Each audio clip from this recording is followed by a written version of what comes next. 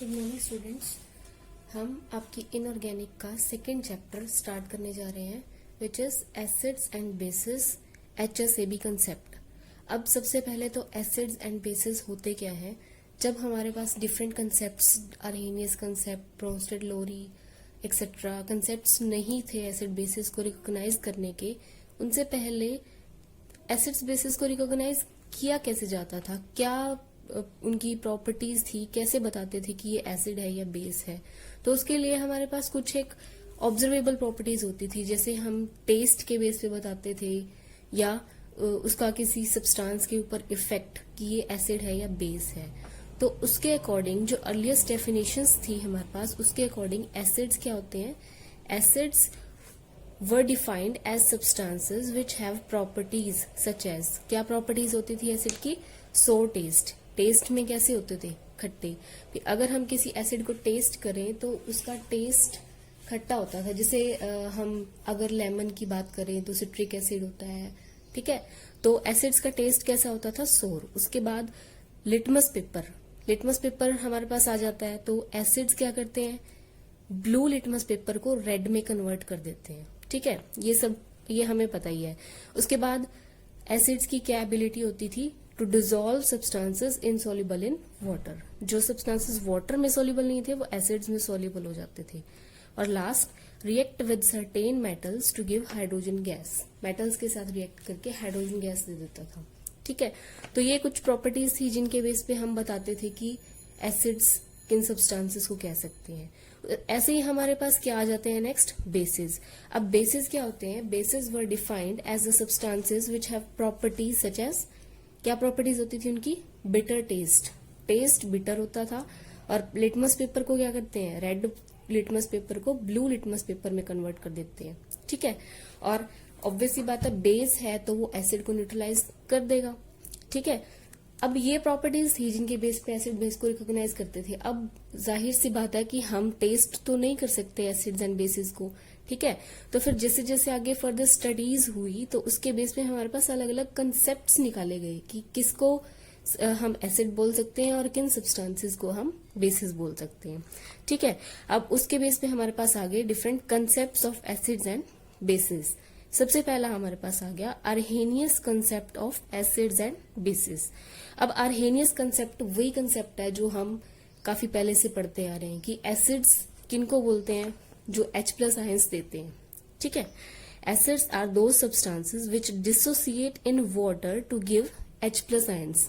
मतलब aqueous solution में अगर कोई सब्सटेंस हमें H+ आयन दे रहा है तो हम उसको क्या बोलते हैं, एसिड्स, ठीक है। ऐसे ही हम एसिड की क्या एग्जाम्पल ले सकते हैं, जैसे देखो हमारे पास आ गया HCl।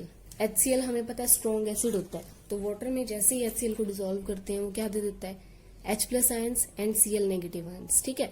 तो यानी कि H+ आयन दे रहा है और जो H+ आयन देता है अकॉर्डिंग टू अरहेनियस कंसेप्ट उसे हम क्या बोलते हैं, एसिड। सिमिलरली हमारे पास आ गया HNO3 नाइट्रिक एसिड, वो भी क्या देता है, H+ NO3 negative ions. Similarly CH3COOH जिसको बोलते हैं एसिटिक एसिड, एसिटिक एसिड भी किस में डिसोसिएट हो रहा है, एसिटेट आयंस और H+ आयंस। अब क्योंकि ये कम्प्लीटली डिसोसिएट नहीं होता तो हमने इसको इक्विलिब्रियम रिएक्शन के रूप में दिखा दिया, ठीक है। मतलब ये एरो हमने क्या दिखा दिया, बोथ साइडेड। अब ये तो एसिड्स थे जो सिंगल सिंगल H+ आयंस दे रहे थे।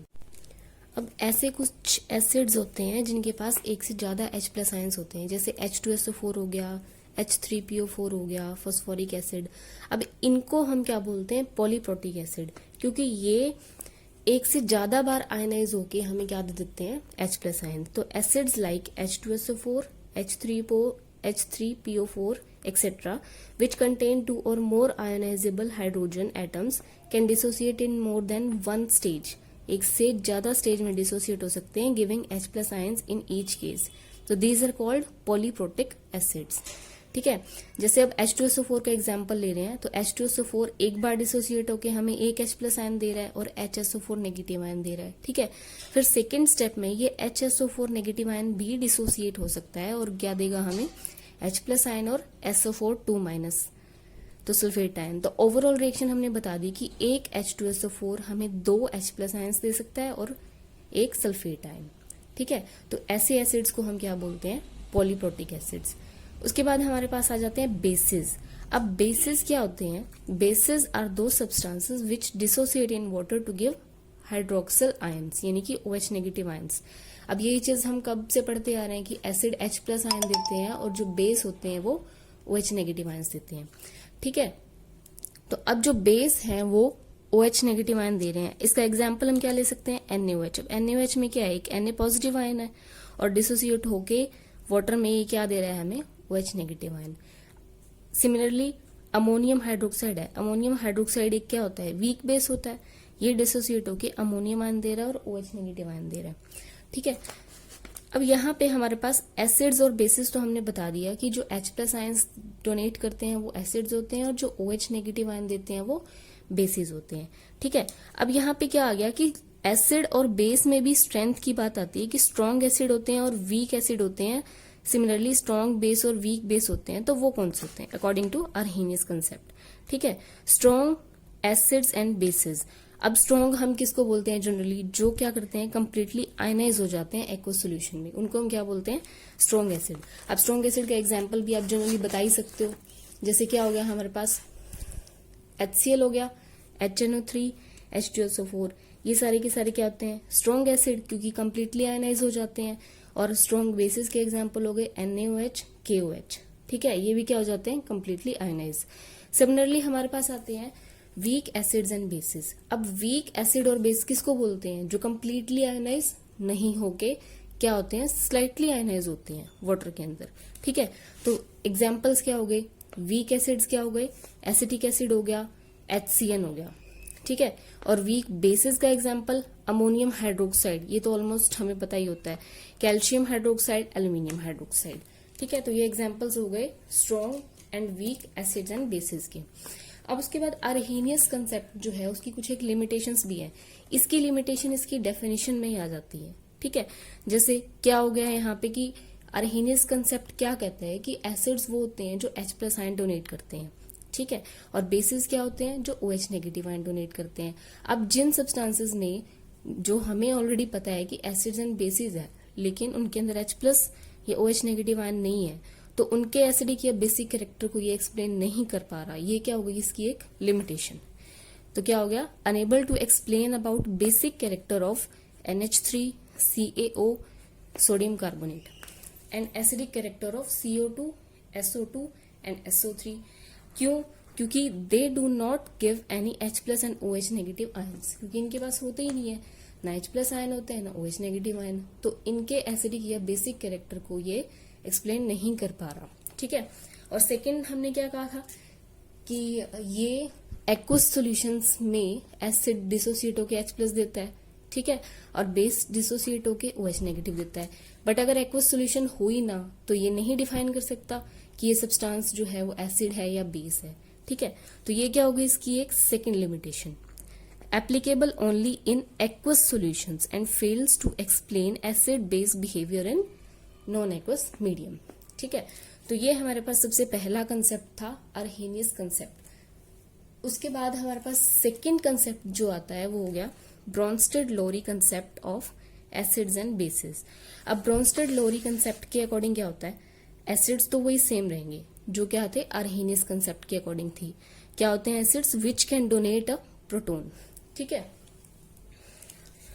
और बेसिस क्या होते हैं, बेसिस वो सब्सटेंसेस होते हैं विच कैन एक्सेप्ट प्रोटोन। वहां पे हम क्या कह रहे थे, बेसिस वो सब्सटेंसेस होते हैं जो OH नेगेटिव आयन देते हैं।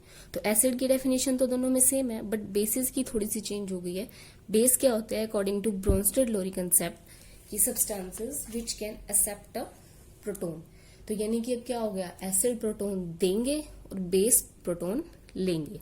ठीक है, इसका एक एग्जाम्पल हम देख लेते हैं। जैसे हमारे पास ये रिएक्शन हो गई, HCl प्लस NH3, ये मिलके क्या बना रहे हैं, अमोनियम आयन और Cl नेगेटिव। अब यहाँ पे देखो HCl, जो कि हमें पता है क्या होता है एसिड, क्यों, क्योंकि इसके पास H प्लस आयन है और ये H प्लस आयन दे रहा है। ठीक है, और अमोनिया यहाँ पे क्या कर रहा है, ये जो H प्लस आयन HCl दे रहा है इसको एक्सेप्ट कौन कर रहा है, अमोनिया। एक्सेप्ट करने के बाद क्या बना रहा है, NH4 पॉजिटिव अमोनियम आयन, और Cl नेगेटिव आयन बच जाएगा। ठीक है, तो जो H प्लस डोनेट करता है, H प्लस डोनर होता है, उसको हम क्या बोलते हैं? एसिड। और जो H प्लस को एक्सेप्ट करता है उसको हम क्या बोलते हैं? बेस। ठीक है, तो ये ब्रोंस्टेड-लोरी कंसेप्ट के अकॉर्डिंग एसिड्स एंड बेसिस हो जाते हैं। उसके बाद इसका हम एक आधा और एग्जाम्पल देख लेते हैं। जैसे अब हमारे पास हम अमोनियम आयन की बात कर रहे हैं। ठीक है, अमोनियम आयन के साथ H2O प्रेजेंट है। अब ammonium ion H plus ion दे सकता है, यहाँ पे ले नहीं सकता क्योंकि इसके पास और इलेक्ट्रॉन्स ही नहीं है। ठीक है, तो H प्लस आयन दे सकता है, मतलब यहाँ किसकी तरह एक्ट कर रहा है? एसिड की तरह। और इस H प्लस आयन को ले कौन रहा है? H2O। और जो लेता है वो क्या होता है? बेस। तो यहाँ पे ये NH4 पॉजिटिव आयन जो है, यानी कि अमोनियम आयन है, ये एसिड की तरह एक्ट कर रहा है और ये किसकी तरह एक्ट कर रहा है? बेस की तरह। और ये H प्लस लूज करके क्या बना रहा है? अमोनिया। ठीक है, और यहाँ पे H2O जो है वो H प्लस आयन लेके हाइड्रोनियम आयन की फॉर्मेशन कर रहा है। ठीक है, अब acid base reactions are regarded as proton transfer reaction. ये हमें इसकी डेफिनेशन से पता लग ही गया है कि अब जो एसिड बेस की रिएक्शन है, एसिड बेस की रिएक्शन थी, जो भी हमने दो एग्जाम्पल लिए। ठीक है, ये इनको हम क्या बोल सकते हैं? प्रोटोन ट्रांसफर रिएक्शन, क्योंकि एसिड प्रोटोन दे रहा है और बेस प्रोटोन ले रहा है, तो प्रोटोन का ट्रांसफर हो रहा है। ठीक है, अब इसी तरह हमारे पास नेक्स्ट आता है एम्फोटेरिक सब्सटेंसेस। एम्फोटेरिक सब्सटेंसेस क्या होते हैं? Substances which are capable of donating as well as accepting the proton are called amphoteric substances. तो कौन से सब्सटेंसेस हो गए? ऐसे सब्सटेंसेस होते हैं जो क्या करते हैं? डोनेट भी कर सकते हैं H प्लस आयन को और एक्सेप्ट भी कर सकते हैं। ठीक है, जैसे इसका एक एग्जाम्पल हम ले सकते हैं, जैसे H2O हो गया, HCO3 नेगेटिव, HSO4 नेगेटिव। ये ऐसे सब्सटेंसेस हैं जो H प्लस दे भी सकते हैं और H प्लस ले भी सकते हैं, यानी कि क्या हो गए? ये एम्फोटेरिक सब्सटेंसेस। इसका एक एग्जाम्पल देखिए, जैसे बाइकार्बोनेट आयन की हम बात कर रहे हैं। ठीक है, HCO3 नेगेटिव, ये क्या कर रहा है? Behave as an acid and base. अब जब हम HCO3 नेगेटिव की रिएक्शन करवा रहे हैं अमोनिया के साथ, ठीक है, यहाँ पे HCO3 negative H plus ion दे सकता है, और NH3 जो कि हमें पता है जिसके पास नाइट्रोजन के पास क्या होते हैं? लोन पेयर ऑफ इलेक्ट्रॉन होते हैं। ये lone pair of electron H plus को देके उसको अपने साथ ले आएगा। ठीक है, तो मतलब जो H plus ion HCO3 negative से आया वो किसने ले लिया? अमोनिया ने। इसने क्या बना दिया? अमोनियम आयन, और उसका क्या बन गया यहाँ पे? Carbonate ion. ठीक है, तो ये यहाँ पे किसकी तरह एक्ट कर रहा है? एसिड की तरह। क्या कर रहा है? प्रोटोन डोनेट कर रहा है। सेकंड हमारे पास आ गया, अगर हम HCO3 के कंपैरिजन में यहाँ HCl को ले रहे हैं। ठीक है, अब HCl हमें पता स्ट्रॉन्ग एसिड है, H प्लस आयन क्या करेगा? डोनेट करेगा। डोनेट करेगा तो ये क्या हो गया? एसिड। और इस H प्लस आयन को ले कौन रहा है? Bicarbonate ion. ठीक है, अब यहाँ ये H प्लस ले रहा है, तो मतलब किसकी तरह एक्ट कर रहा है? बेस की तरह। ठीक है, तो क्या बन जाएगा हमारे पास? कार्बोनिक एसिड बन जाएगा और Cl नेगेटिव। अब हमने क्या लिया था यहाँ पे? Bicarbonate ion. एक रिएक्शन में ये जो बाइकार्बोनेट आयन है ये एसिड की तरह एक्ट कर रहा था, वहीं दूसरी रिएक्शन में ये जो बाइकार्बोनेट आयन है ये किसकी तरह एक्ट कर रहा है? बेस की तरह, यानी कि प्रोटोन ले भी सकता है और दे भी सकता है। और ऐसे सब्सटेंसेस को हम क्या बोल देते हैं? Amphoteric substances. ठीक है, ऐसे ही आप H2O का भी एग्जाम्पल ले सकते हो, HSO4 नेगेटिव का भी एग्जाम्पल ले सकते हो। ये सभी एम्फोटेरिक सब्सटेंसेस की तरह एक्ट करते हैं। ठीक है, अब इसके बाद हमारे पास नेक्स्ट जो आता है वो आता है conjugate acid base pairs. Conjugate acid base pairs किसको बोलते हैं हम? The base formed from the acid is referred to as conjugate base of the acid. ठीक है, and acid formed from the base is called conjugate acid of the base. इसको समझने के लिए एक एग्जाम्पल देखते हैं। जैसे हमारे पास ये रिएक्शन है, HCl प्लस NH3, ये रिएक्ट करके क्या बना रहे हैं? Ammonium ion plus Cl negative ion. ठीक है, अब यहाँ पे HCl एसिड है, अमोनिया क्या हो गया? बेस हो गया। HCl H प्लस लूज करके बना रहा है Cl नेगेटिव। ठीक है, जो क्या हो गया? इसके पास टेंडेंसी है अब H प्लस को एक्सेप्ट करने की, और जो एक्सेप्ट करते हैं वो क्या हो जाते हैं? बेस। ठीक है, तो मतलब यहाँ जो HCl था वो एसिड था, H+ लूज करने के बाद उसने क्या बना दिया, बेस, और इस बेस को हम क्या बोलते हैं, कॉन्जुगेट बेस। ठीक है, सिमिलरली ऐसे ही हमारे पास यहाँ पे क्या हो गया, अमोनिया हो गया। ठीक है, अमोनिया क्या कर रहा है, जो ये H+ दे रहा है उसको ले रहा है अमोनिया, और क्या बना रहा है, NH4 पॉजिटिव।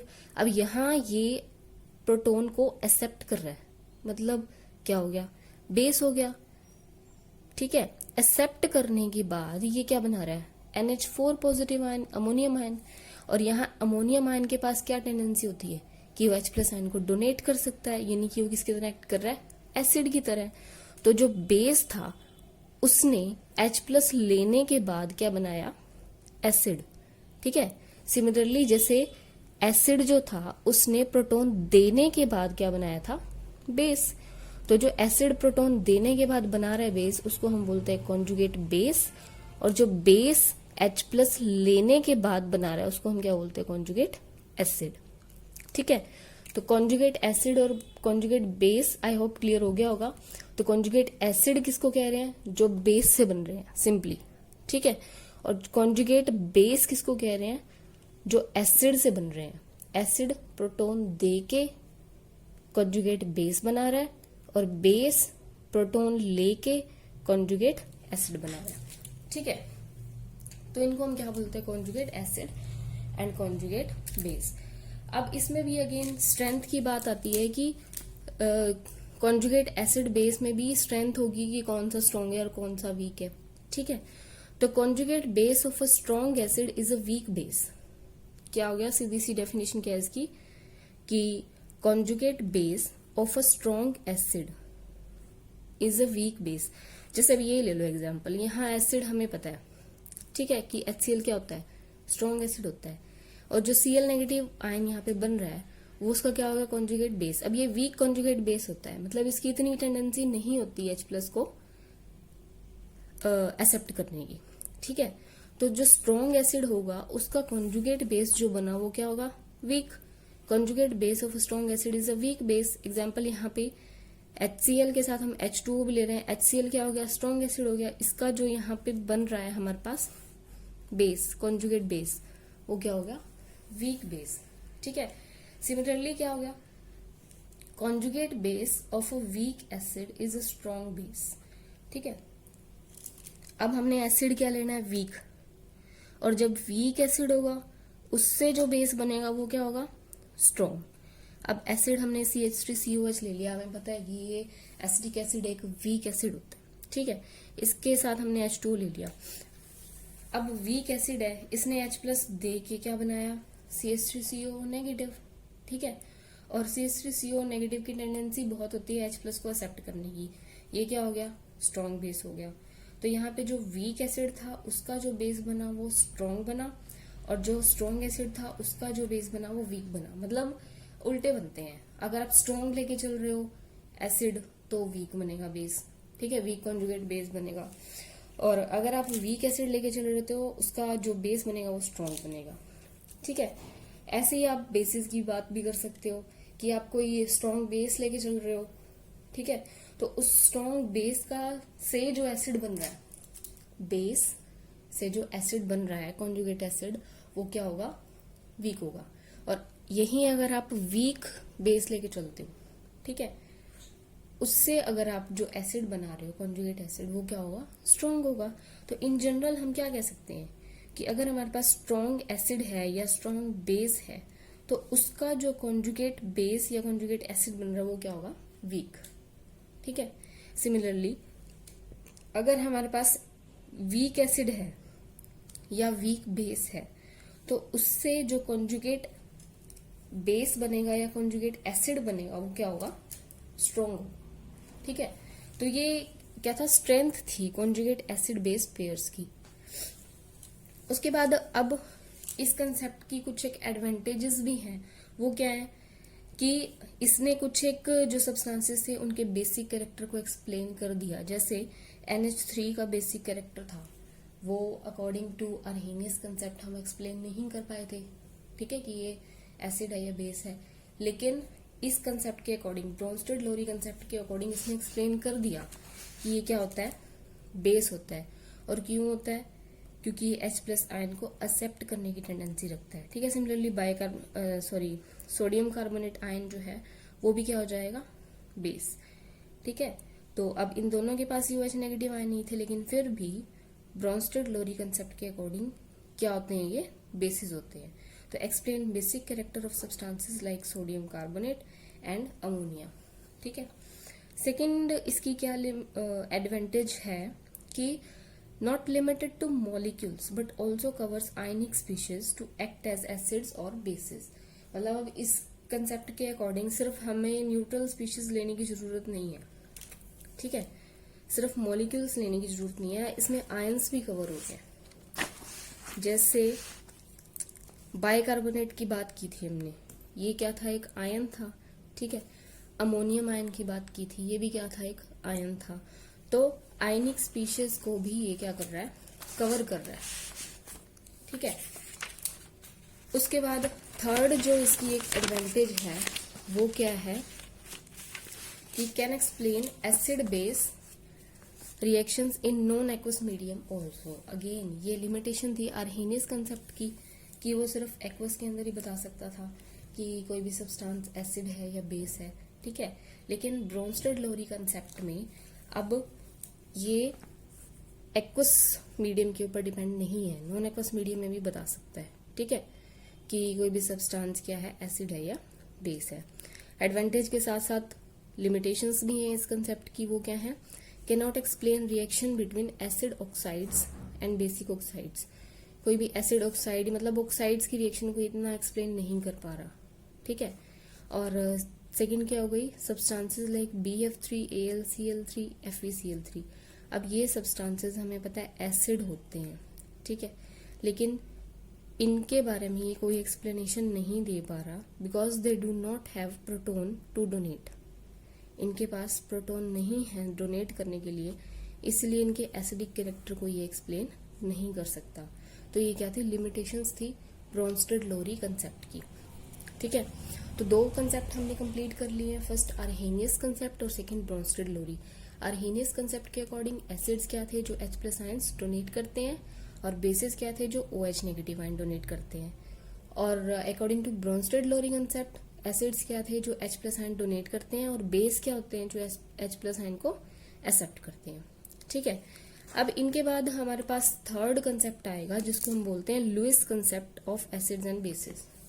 ठीक है, लुईस कंसेप्ट हमारे यूज में ज्यादा आता है as compare to others too, और इसके बारे में हमें नॉर्मली पता भी होता है। ठीक है, तो अब इस कंसेप्ट के अकॉर्डिंग हम एसिड किसको बोलते हैं? Acid is a substance which can accept a pair of electron. ठीक है, यानी कि एसिड क्या हो गए? Electron pair acceptor. और बेस क्या हो गए? Electron pair donor. ठीक है, तो base is a substance which can donate a pair of electron. अब इसका एग्जाम्पल हमारे पास आ गया, जैसे BF3 हमने ले लिया यहाँ पे। ठीक है, बोरोन हमें पता है इलेक्ट्रॉन डेफिशिएंट है, यहाँ पे इसकी ऑक्टेट कंप्लीट नहीं हो रही है, इसने 3 बॉन्ड बना रखे हैं, यानी कि 6 इलेक्ट्रॉन है, और ऑक्टेट कंप्लीट करने के लिए 2 और इलेक्ट्रॉन चाहिए। तो ये यहाँ किसकी तरह एक्ट कर रहा है? इलेक्ट्रॉन पेयर एक्सेप्टर की तरह। ठीक है, इलेक्ट्रॉन पेयर एक्सेप्टर यानी कि लुईस एसिड। और दूसरी तरफ हमने लिया अमोनिया। अब अमोनिया के पास हमें पता है नाइट्रोजन के पास क्या होता है? लोन पेयर ऑफ इलेक्ट्रॉन होता है।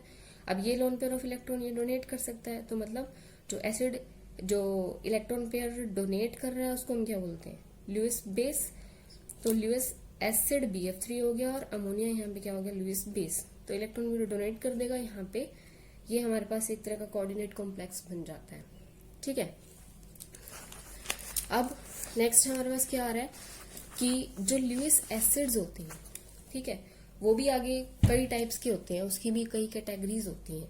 वो कैटेगरीज हम बताएंगे कि किन किन टाइप के सब्सटेंसेस को हम लुईस एसिड बोल सकते हैं, या किन किन टाइप के सब्सटेंसेस को हम लुईस बेसिस बोल सकते हैं। ठीक है, तो अब इसके अंदर क्या है? लुईस एसिड आ गया सबसे पहले।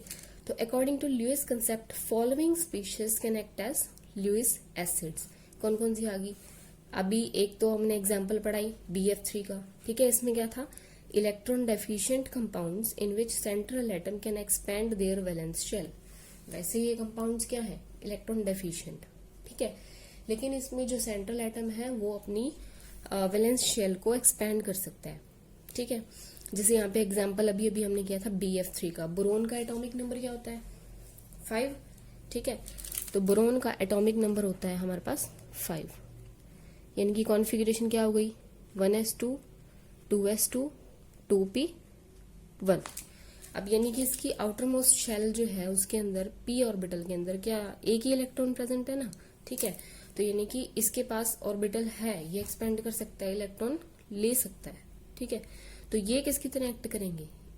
ल्यूइस एसिड की तरह। सिमिलरली AlCl3 का एग्जांपल है, यहाँ पर भी अगेन इसकी ऑक्टेट कंप्लीट नहीं है तो इलेक्ट्रॉन डेफिशिएंट है, और इलेक्ट्रॉन डेफिशिएंट होने के साथ साथ ये अपनी वैलेंस शेल को एक्सटेंड कर सकता है। ठीक है, एक्सपेंड कर सकता है तो ये क्या करेगा? अगेन इलेक्ट्रॉन एक्सेप्ट करने की टेंडेंसी रखता है, और जो इलेक्ट्रॉन पेयर एक्सेप्ट कर लेते हैं वो क्या होते हैं? Lewis acid. तो इलेक्ट्रॉन डेफिशिएंट कंपाउंड इसके अंदर आ जाएंगे। ठीक है, सेकेंड हमारे पास जो कैटेगरी आती है वो क्या आ गई? Simple cations can act as Lewis acid. अब ऑब्वियस सी बात है, कैटायन है, कैटायन के ऊपर क्या चार्ज होता है? पॉजिटिव, और पॉजिटिव चार्ज है तो मतलब वो क्या है? Electron deficient. इलेक्ट्रॉन डेफिशिएंट है तो इलेक्ट्रॉन को एक्सेप्ट कर सकता है आराम से। ठीक है, तो किसकी तरह एक्ट करेगा? ल्यूइस एसिड्स की तरह। अब इसके अंदर भी हमारे पास एक दो केसेस हैं, वो क्या है कि larger cations have little tendency to accept electron and behave as weak Lewis acid. अब जिन कैटायंस का साइज लार्ज होता है, ठीक है, अब कैटायंस में भी बात करें तो एक कैटायन का साइज बहुत बड़ा है, एक कैटायन का साइज छोटा है। जिसका साइज छोटा होगा वो इलेक्ट्रॉन्स को अपनी तरफ ज्यादा अट्रैक्ट करेगा। ठीक है, ज्यादा अट्रैक्ट करेगा तो इलेक्ट्रॉन्स को एक्सेप्ट करने की टेंडेंसी उसमें ज्यादा होगी एज कम्पेयर टू जिस आयन का साइज हमारे पास बहुत बड़ा है। ठीक है, जिस आयन का साइज बहुत बड़ा होगा वो क्या करेगा? इलेक्ट्रॉन पेयर को उतना अट्रैक्ट नहीं कर पाएगा जितना छोटे साइज वाला एटम करेगा। ठीक है, तो जिन कैटायंस का साइज लार्ज होता है उनकी टेंडेंसी क्या होती है? वीक होती है, कम होती है उनकी टेंडेंसी। ठीक है, तो उनको हम क्या बोलते हैं? वीक ल्यूइस एसिड्स बोलते हैं। तो इसके एग्जांपल क्या हो गए? Na positive, K positive, calcium 2 positive ion. ठीक है, जिनका साइज क्या होता है? बड़ा होता है। एल्कली, एल्कलाइन अर्थ मेटल के अंदर इसके एग्जांपल्स हम ले सकते हैं। सेकेंड हमारे पास क्या आ गया? स्मॉलर कैटायंस, जैसे H+ ले लो, Ag+ आयंस। ठीक है, इनके अंदर क्या होता है? Have greater electron accepting tendency. Size छोटा है तो मतलब इलेक्ट्रॉन को एक्सेप्ट करने की, इलेक्ट्रॉन को ज्यादा अट्रैक्ट करेंगे अपनी तरफ। H+ आयन है, उसका साइज क्या होता है? बिल्कुल स्मॉल होता है, छोटा साइज है तो इलेक्ट्रॉन पेयर को अपनी तरफ ज्यादा अट्रैक्ट करेगा। ठीक है, ज्यादा अट्रैक्ट करेगा तो वो किसकी तरह एक्ट करेगा? स्ट्रॉन्ग ल्यूइस एसिड की तरह। ठीक है, अब दूसरी आती है चार्ज की बात। जितना ज्यादा पॉजिटिव चार्ज होगा उतना ज्यादा इलेक्ट्रॉन को एक्सेप्ट करने की टेंडेंसी होगी।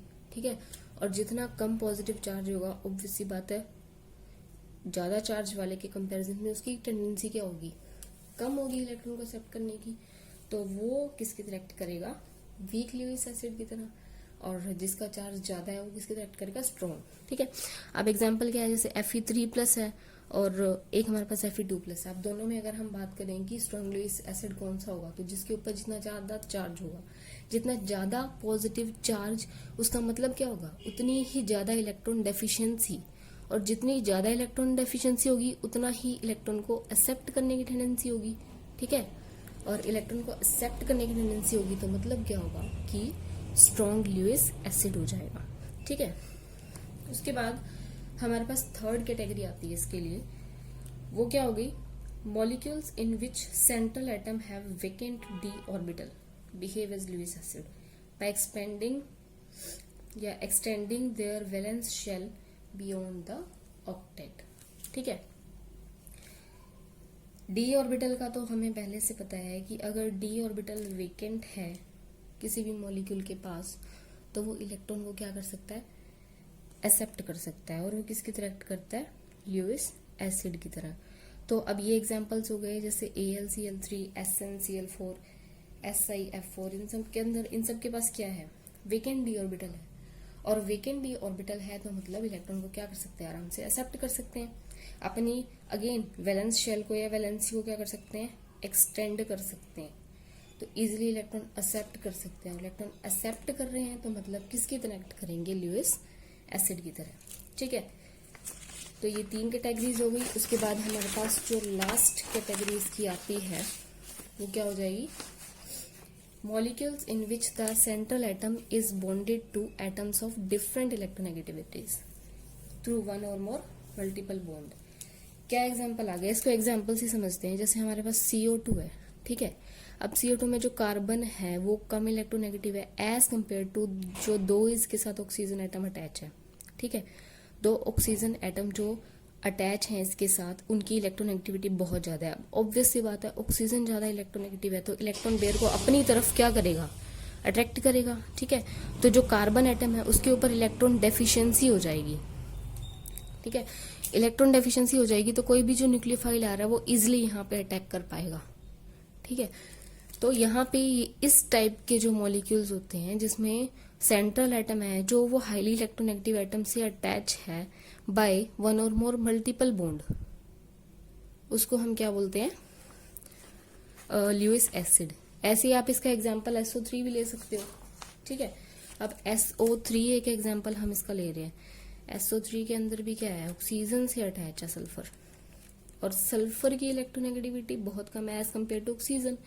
ऑक्सीजन अगेन यहाँ पे जैसे ही कोई भी न्यूक्लियोफाइल अटैक करता है, ठीक है, मान लो ये ले लिया, ये अटैक करता है तो इलेक्ट्रॉन पेयर इजीली ऑक्सीजन के ऊपर चले जाएंगे। ये यहाँ सल्फर एटम जो इलेक्ट्रॉन डेफिशिएंट है, ठीक है, तो ये किसकी तरह एक्ट कर रहा है, ल्यूइस एसिड की तरह। तो इस टाइप के मॉलिक्यूल्स को भी हम क्या बोलते हैं, ल्यूइस एसिड्स, जिनमें सेंट्रल एटम किससे अटैच होता है, हाईली इलेक्ट्रोनेगेटिव एटम के साथ। ठीक है, अब ये तो थी कैटेगरीज हमारे पास ल्यूइस एसिड्स की। सिमिलरली ल्यूइस बेसिस की भी कुछ कैटेगरीज हैं। अभी किन सब्सटेंसेस को हम ल्यूइस बेसिस बोल सकते हैं या कौन से सब्सटेंसेस इलेक्ट्रॉन पेयर डोनेट कर सकते हैं। ठीक है, जिसमें सबसे फर्स्ट हमारे पास आ गया neutral species having at least 1 pair of electron. अब न्यूट्रल स्पीशीज हैं जैसे अमोनिया हो गया या ये अमीन हो गए, ROH अल्कोहल्स हो गए। ठीक है, इन सब के पास क्या है, हमारे पास लोन पेयर ऑफ इलेक्ट्रॉन है। ठीक है, lone pair of electron easily क्या कर सकते हैं, डोनेट। अमोनिया की तो हमने रिएक्शन भी देख ली थी एक। ठीक है, पीछे हमने एक रिएक्शन देखी थी, ये इसके अंदर क्या था, अमोनिया जो है इसके लोन पेयर ऑफ इलेक्ट्रॉन है, ये किसको डोनेट कर रहा था, BF3 को। ठीक है, तो ऐसी स्पीशीज जो न्यूट्रल है और इनके पास क्या है, लोन पेयर ऑफ इलेक्ट्रॉन है, ये भी किसकी तरह एक्ट करते हैं, ल्यूइस बेसिस की तरह। ठीक है, सिमिलरली जैसे उसमें ल्यूइस एसिड में पॉजिटिवली चार्ज आयन थे या कैटायंस थे, तो ल्यूइस बेसिस के अंदर क्या आ जाएंगी, नेगेटिवली चार्ज स्पीशीज या एनायंस। जो नेगेटिवली चार्ज स्पीशीज हैं वो ऑब्वियस सी बात है, इलेक्ट्रॉन पेयर क्या कर सकती हैं, डोनेट। ठीक है, तो किसकी तरह एक्ट करते हैं, ल्यूइस बेसिस। और लास्ट हमारे पास आ गया unsaturated hydrocarbon such as alkene, alkyne, benzene are also treated as Lewis bases because they can form pi complexes with metals in low oxidation state।